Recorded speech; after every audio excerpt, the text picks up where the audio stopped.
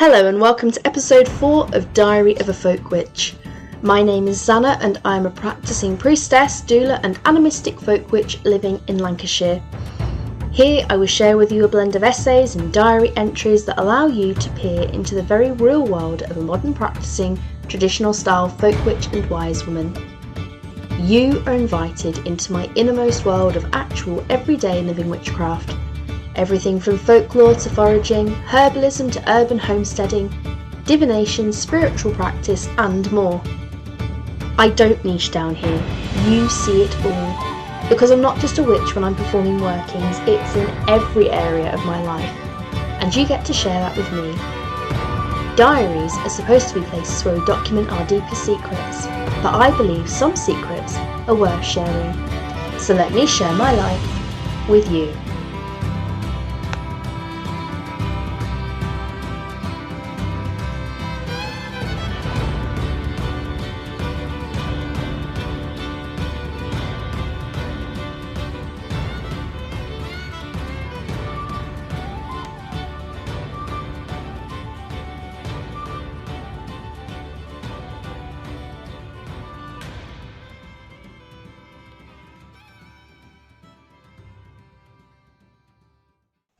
Diary of a Folk Witch, Sacred Springs, Healing and St Winefride. Date: June 15th, 2023. Moon phase, waning crescent. Weather: hot and sunny. Location: Holywell, North Wales. Today I made a pilgrimage to St Winefride's Well in North Wales, site of a sacred spring with reputed healing properties. I first visited this place of healing back in 2018, not long after having had a near-death experience due to a complicated birth of my daughter. Let me start today by explaining how I first came to this beautiful healing place.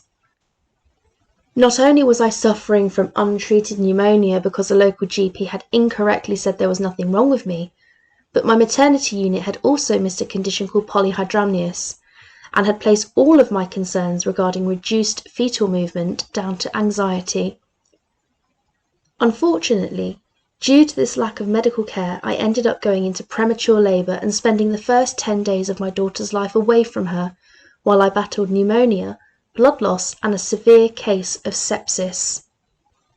During this time I hovered between life and death for days, having strange visions and only waking up now and then to see doctors and concerned nurses looking over me. One of the visions I had involved the goddesses Brigid and Frigg, both of whom I had worked with closely. However, as well as them, there was also a third goddess, the goddess Ceridwen, which was a surprise because this was a deity I had not actively worked with at all in this part of my life, and yet there she was. Without going into too much detail and detracting from the topic at hand, I pulled through this near-death experience and, over the coming months, grew very close to Ceridwen, though I did still work with my other chosen deities too. In fact, I have an entire pantheon made up of Celtic, Brythonic and Norse deities that I work with on a daily basis. I think perhaps one of the main reasons that I grew to be so close to Ceridwen in the months after I gave birth are probably because the child I had given birth to was so very ill. Where I had been in a side room of a high dependency unit and not expected to live, my daughter was down the corridor in the NICU wing, wired up to life support. She spent the first few months of her life in hospitals, first at the Liverpool Women's NICU and then at Alderhay Children's Hospital. She was constantly on and off life support and having various different surgeries. You see, what we had not known during our pregnancy was that our daughter had a genetic condition called charge syndrome. This would have long-lasting and life-limiting effects, but thankfully my daughter pulled through the worst of it and is now a cheeky and rambunctious 5-year-old. True, she cannot walk yet and is completely deaf, but she lives her absolute best life, and most importantly, she is alive and really happy. Well, Usually she can be stroppy, but then what 5-year-old isn't? Within all of my blogs and podcasts, all of my children have nicknames to protect their identity and privacy. As such, going forward, this child will be known as Noops. The first few months after giving birth to Noops were the hardest. Not only had I nearly died and was expected to just simply bounce back so that I could support my baby in hospital, but there was no emphasis on holding the mother, something which I fully advocate for as a birth doula. My husband and I were just expected to hit the ground running and cope. We had to just deal with the fact that we had to watch our daughter nearly pass away several times, that we had to witness other families not have the happy ending that they deserved with their baby or child, and hear other parents scream and sob when their child did not pull through. In many ways, it felt as though my husband and I were very much alone in the world. I honestly think that if it wasn't for close family, a few friends, and my relationship with Bridget, Frigg and Ceridwen, I'm not sure I could have emotionally got through this period of living in the children's hospital, because we were there for 5 very long months. And where we saw lots of happiness of children getting better and going home, there was also a lot of sadness where children didn't get to go home. And I think that's emotionally hard on any family or visitor to a children's hospital. But sometimes sadness, trauma and grief can be turned into beautiful things in the end, because it was my time at this children's hospital and seeing so much sadness which inspired me to become a volunteer NHS pagan chaplain. And it was through my traumatic birth experience and witnessing the so many obvious holes in midwifery care, which, by the way, is not really the fault of midwives. A lot of this comes down to funding, so please don't think I'm blaming midwives.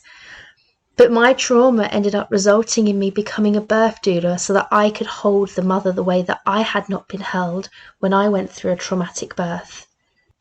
Unfortunately, as well as witnessing and personally experiencing a lot of sadness while at the children's hospital, my husband and I also had to face the frankly horrific comments from some people, though I should emphasise that this was only some people, not all.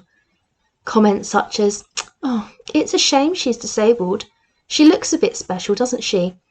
She might have been pretty if she didn't look so obviously different. Or maybe this happened because you left the church and now you're a witch."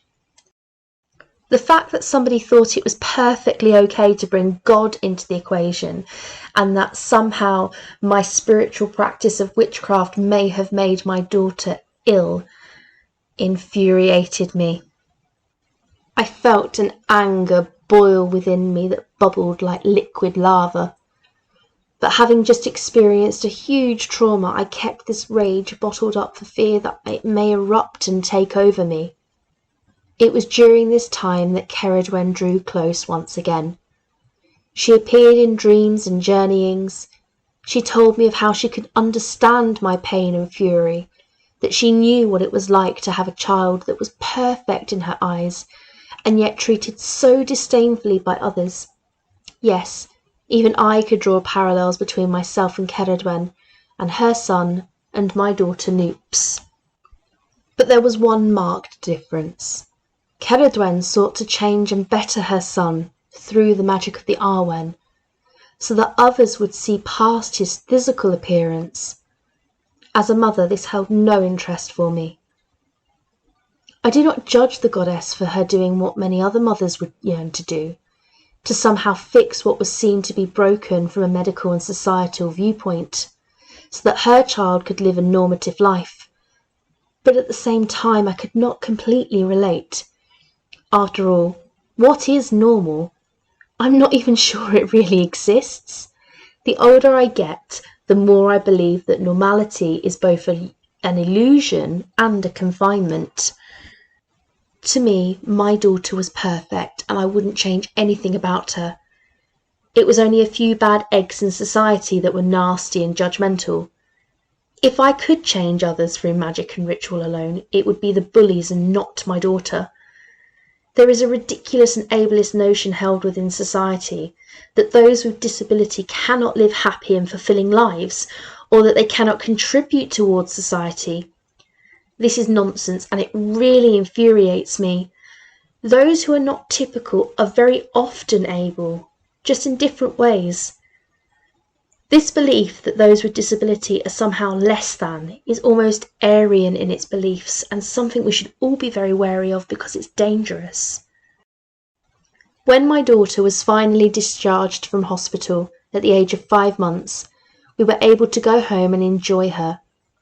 As a family, we took an entire summer and autumn to heal, adjust, and just debrief from the horrors that we'd all been through. I needed this. I would regularly wake in the night from nightmares of hearing parents scream in grief or seeing myself standing over an empty cot and not knowing where my daughter was. I needed a break from the trauma cycle. For some, that requires medication and therapy. For me personally, I needed time, space, and freedom. These were my medicines. Exploring the countryside with my family and connecting with beautiful sacred sites. This, of course, is not derogatory to those who need help from antidepressants or therapy. They are valid and important therapies to those who need them. It's just that my needs at the time were different. But I feel it's really important to be clear, as those with emotional and mental health struggles have enough to deal with, without spiritual folks seemingly poo-pooing Western medicine too. And unfortunately, I do witness this in the pagan and esoteric worlds. It's not right and it shouldn't happen. As a family, we visited the Isle of Man, where I connected with Manana MacLear. To add additional joy and healing to that getaway, my then fiancé proposed to me. We made so many happy memories over that summer. During our travels, we also went to Avebury Stone Circle, where I made friends with the stones and listened to the earthly hum. I visited the ruins of Glastonbury Abbey and drank from the waters of the red and white springs near the Tor. One of our final destinations was to the Catholic Holy Well in North Wales, somewhere my husband wanted to visit. I, on the other hand, needed some convincing. I had been raised in a fairly strict Anglo-Irish Catholic home, where despite my mother and Nan quietly practising sympathetic magic and folk ways behind closed doors, my father's side of the family were much more religious, as were both my primary and secondary Catholic schools in which I attended. My attitude was very much, meh, if you've seen one Catholic shrine, you've seen them all. And having been dragged around my fair share of holy sites as a child, I was not overly excited to be visiting another one as an adult. However, my husband, being the clever and shrewd man that he is, or at least likes to think he is, tempted me by baiting me with the promise of taking me to Abercairn's craft outlet, which was just up the road from Holywell. What was I to do? I'm a slave to the arts, sewing, crochet and craft projects. When we arrived at St Winefride's, it was half what I expected. A very Catholic church with pristine lawns, statues of the Virgin Mary adorning the garden, and a shop selling more rosaries than you can shake a stick at. And yet, under this very Catholic exterior was something much older, something more beautiful than a saint's spiritual energy. I would not even say this energy was inherently pagan. It's hard to explain what I experienced as I walked along the path that curved along the pristine lawn, leading up to the source of the spring. It was almost trance-like.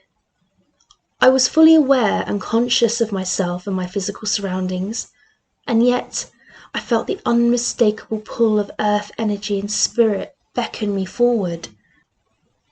When I reached the spring head, or well head, the chapel area, a serene silence fell over my body. For the time I was in there, it was though all the pain and trauma that had happened to me over the last few months, and even going back to the domestic violence I had fled 3 years previously, suddenly became almost irrelevant. Yes, irrelevant is how I would describe it. I knew both terrible things had both been done to me and had happened to me over the last few months and years, but the spirit of the place and the water seemed to wash it away, not making it as though these things never happened, but more like washing out old stains out of one's favourite item of clothing. The coolness of the stone room soothed my body, and I felt a well of emotion spring up within me, and I cried. Not open and obvious sobs and wailing, silent tears that released old hurts. I collected some of the water and washed my face, taking with it the tear stains, and I felt better. I had experienced a healing of some sort while visiting Avebury that year too, at a particular stone within the circle that I have lovingly now called the Mothering Stone. But this experience at St Winifred's was very different. The legend of St Winifred tells us that Winifred was the daughter of a local prince and that her uncle was Saint Bueno. It is said that one day a local chief by the name of Caradoc tried to seduce Winifred, but when she refused to sleep with him and give up her maidenhood because she believed it to be sinful, Caradoc chased her down and beheaded her with his sword. When Winifred's head fell and touched the ground, a spring supposedly sprang up. As if this wasn't miraculous enough, Winifred's cousin St Bueno picked up her head and simply placed it back on her body, spoke some prayers, and she was conveniently healed, with only a white scar upon her neck to show where she had been harmed in the first place. Winifred is then said to have become a nun and later an abbess. Winifred died supposedly 22 years later, and her remains were eventually moved from Wales to Shropshire Abbey. Now, as both a witch and priestess, I have seen some pretty strange and extraordinary things in my lifetime and spiritual journey, things that simply cannot be explained away as natural. But I do not for 1 minute believe that St Winifred's head was cut off and then just popped back on courtesy of her saintly cousin.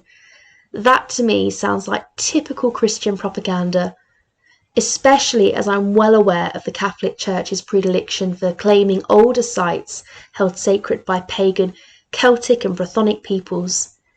How many churches, for example, have been built upon old Neolithic standing stones? Two such examples would be Avebury Chapel in the heart of Avebury Stone Circle. Another would be the Druid Stone, which is also sometimes known as the Devil's Stone, which now resides in the grounds of St Mary's Church in Bungay, Suffolk, close to where I used to live, before moving to Lancashire. Personally, I find it far more likely that either St Winifred is an entirely fictional character, and done so in order for the Church to co-opt a sacred spring under their holy banner, or that if St Winifred had been a real person, she's somehow been conflated with an older folk figure or land spirit as a way of enticing people from older, more pagan-like faiths into the Catholic Church. We see this to some extent with the Celtic Brigid, who is both goddess and saint, a clever political tactic from the Roman Catholic Church. Whatever spirit resides at Holywell, it is beautiful and it is powerful. But personally, I think it is far older than saintly. To me, it feels as though it's certainly a feminine energy that seems to be as old as the land itself, a spirit that is both truly Welsh and truly beautiful. This week I went back to Holywell and it was just as beautiful as ever, despite the fact that one family who was supposedly travelling on pilgrimage to the site became abusive to staff when they were not allowed to bathe in the spring. Holywell has specific allocated times where people can bathe in the healing waters due to insurance stipulations. However, this family thought it perfectly acceptable to not only climb over the barriers, but to then shout profanities at staff and make threats while videoing staff for YouTube, claiming staff were being racist because the family were travellers. However, having seen the whole debacle, I can honestly attest to the fact that staff were not being racist. The rule of no bathing between the set times was applicable to everyone and not just those in the traveller community. For a family claiming to be on pilgrimage, they certainly did not behave with any respect or reverence. However, despite this disrespectful behaviour, St Winifred's Spring was just as beautiful as ever. So peaceful, in fact, that once I reached the alcove of the spring head, the peace of the spirit of the place seemed to drown out the animosity created by one family on the site. I ran my fingers along the cool stone walls, my fingers tracing ancient graffiti that had been scratched into the wall some hundreds of years before. And then I knelt down by the water and I prayed, not specifically to St Winefride, but to the spirit of the place, the healing spirit that was present in the earth opening and spring water. I gave thanks to the healing I had received years before, and I promised that I would share this wisdom with others, so that they too could visit this sacred and holy place and perhaps receive healing themselves.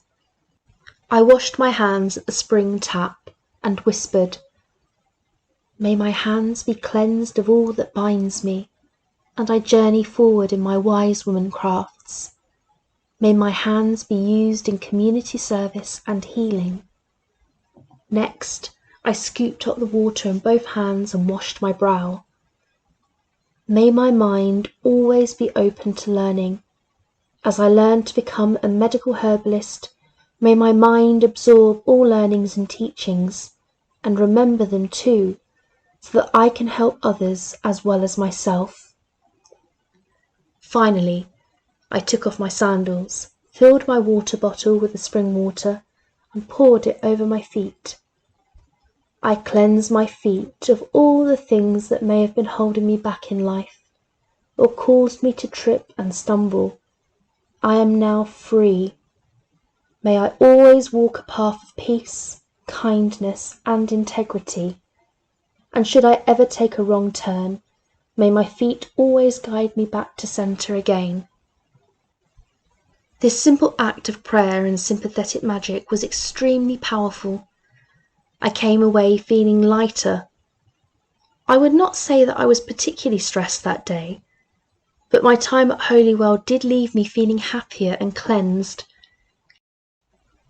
Before leaving the site, I drank about 500 ml of water and then filled 2 bottles with sacred waters to use in workings at home. I often collect water from wells, springs and the sea for use within ritual and magic, and the waters of St Winefride are one of my favourite sources. The water can be drunk, added to healing baths or rituals. They can be used within sympathetic magic to cleanse the home. Personally, I sometimes use St Winefride's water or water from the red or white springs of Glastonbury to wash my windows and doors whenever I perform a house cleansing. Another thing I like to do is to use spring water as a basis for my space cleansing sprays and mists. These can be spritzed around a person or space as a way of cleansing the energetic field around them, or even bringing grounding, relaxation, and so on. After our time at Holywell had come to an end, we drove down the coast to the beach of Prestatyn. There the children had a whale of a time paddling in the sea, collecting shells, cautiously eyeing up jellyfish, and making sand castles.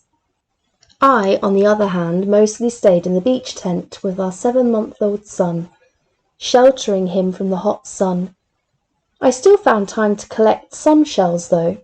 Most will go into my shell basket at home and wait on standby for whenever I require shells for a working. The remaining 2 had so much character that I have decided to add them to my lithomancy set. I also bottled up some seawater. This can be processed into making sea salt at home. Salt that can either be used in kitchen witchery or ritual. Finally, I went to the sea as the tide was coming in. I stood in the water. I whispered secret prayers and thanked Ceridwen, and raised my arms to the sky, much to the bemusement of a bunch of teens who were playing football on the beach. As the day came to a close, I stood by the car, which was parked right by the beach, and I thanked Ceridwen for blessing me with such a beautiful day in her stunning home of North Wales. As I did this, a seagull squawked above me. "Oh, my apologies, Manannan, sir," I joked in mock surprise. "Farewell to you too, Manannan, god of the sea, warrior, trickster, and shape-shifting king." Some of you may be wondering why a simple squawk of a seagull may have prompted me to speak to Manannan. Well, you see, my husband and I often find that Manannan uses seagulls to send messages or omens. In fact, the day I went into premature labour with Noops, my husband quietly said something along the lines of, "Manannan, if Sana is in premature labour, please give us a sign." At that moment, I kid you not, but a swell of seagulls outside the window of our cubicle took flight and let out a cacophonous chorus of squawks and screams. Mark and I looked at each other uneasily, only for a midwife to walk in a moment later and announce that my test strip had come back positive and I was leaking waters, and, therefore, was in premature labour. Manannan, of course, is most associated with Ireland and, of course, the Isle of Man. That being said, Manannan is no stranger to the coastlines across all of Ireland, Man, and the UK, so it did not surprise me at all that I felt his presence here in Wales, especially as the Isle of Man is only a short distance away from the coast of North Wales. I hope that you've enjoyed this week's podcast. If you would like to read more, you can head on over to the website diaryofafolkwitch.com, where you will find a whole wealth of blogs, both free and premium content. Thank you so much for listening to this week's podcast, and also a huge thank you to those of you who've reached out to me over social media platforms such as Instagram and Facebook to say how much you're enjoying the podcast or have asked about doing collaborations. Unfortunately though, I'm not yet in a position to be able to do collabs yet, but I hope to be in time. Another thank you goes out to my premium content subscribers. Without you, I just couldn't afford to do the work that I do. As far from being a big business, I'm literally just one witch willing to share her practice and writing with the world. Every subscription helps me to cover the cost of running the website and the podcast platform. If you're unfamiliar with my subscription service, let me tell you a bit more about that now. For £4 a month, I release 2 exclusive blogs that cover 6 of the many different areas of folk witchcraft. These are the Tree and Plant Lore series, the Folklore and Spirits of the Land series, the Grimoire series, the Folk Witchcraft series, the Divination series, and the Animal Familiar and Spirit Guide series. All of these topics alternate, meaning you always get varied, new and in-depth content. As well as this, subscribers and Patreon supporters are invited to join the private Facebook community and receive discounts to future online talks and workshops. You can find more information about this over on the website diaryofafolkwitch.com. But for now, it's time for me to say goodbye until next week. So, from the time, mists and distance between us, blessings from me to you.